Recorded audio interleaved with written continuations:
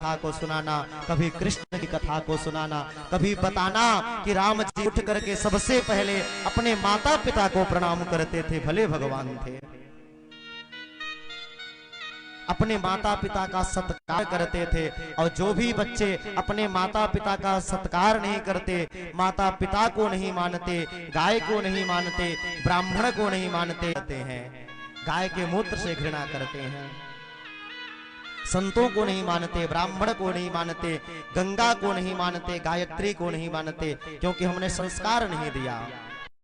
और तुलसी बाबा कहते हैं, मान ही मातु पिता नहीं देवा, साधु न संग करवा वही सेवा, साधु न संग करवा वही सेवा।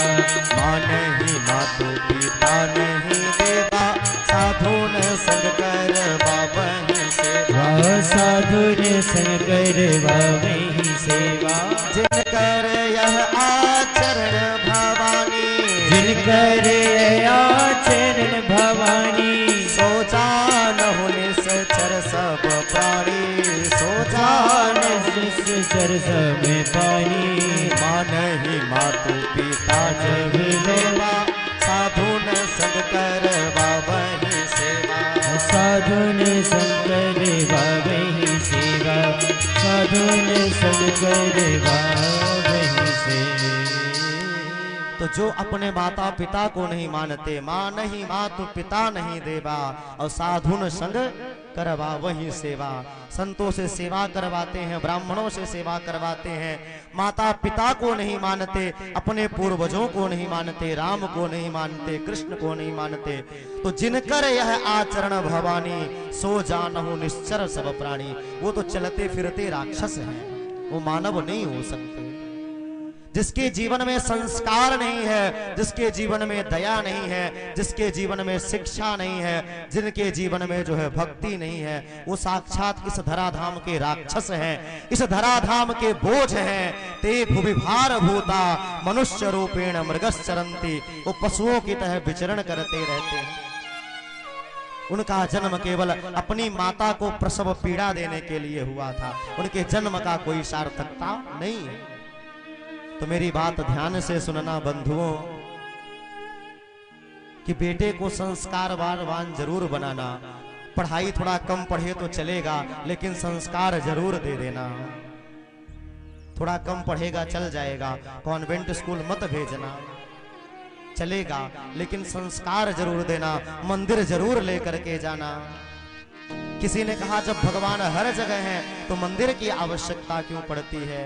अरे बंधुओं, हवा तो हर जगह चलती है, लेकिन यदि आपके टायर में खराब हो जाए तो आपको एक निर्धारित स्थान पे जाना पड़ेगा। इसलिए हमारे जीवन में मंदिर की आवश्यकता है, इसलिए हमारे जीवन में संतों की आवश्यकता है, इसलिए हमारे जीवन में जो है कथा की आवश्यकता है, क्योंकि तुम्हारी आने वाली पीढ़ियां जो है राम को जान पाए, तुम्हारी आने वाली पीढ़ियां कृष्ण से परिचित हो पाए।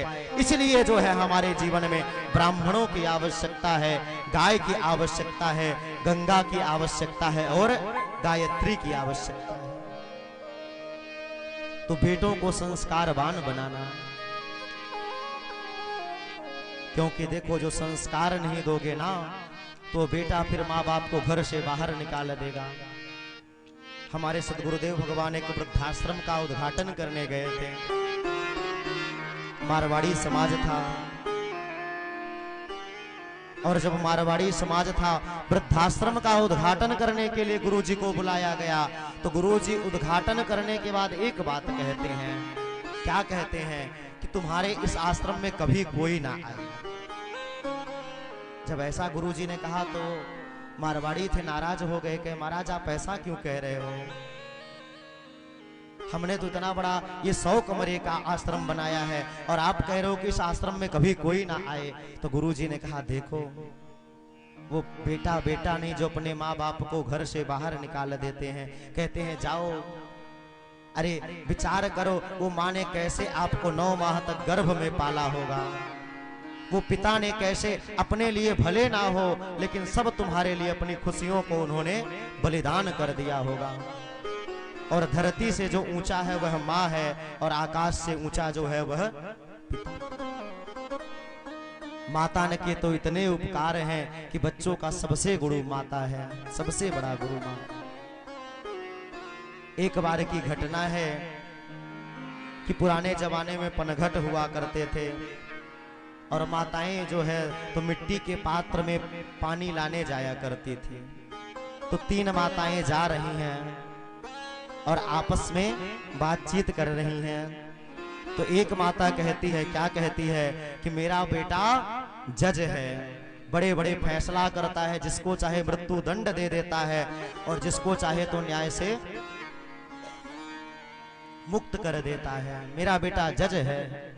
और माता जो है तो घड़ा लिए हुए जा रही है। उसी समय जज साहब की गाड़ी निकली, धूल उड़ गई और उस मैया ने कहा, देखो देखो मेरा बेटा जा रहा, ये मेरा बेटा जज है, ये जिसको चाहे उसको फांसी दे दे। तब तक जो है दूसरी मैया भी बोल पड़ी कि तेरा बेटा जज है तो मेरा बेटा भी जो है कलेक्टर है, जिलाधीश है, पूरे जिले का मालिक है। तब तक से कलेक्टर साहब की भी गाड़ी गुजर गई और धूल उड़ गई और तीसरी का बेटा कुछ नहीं करता था।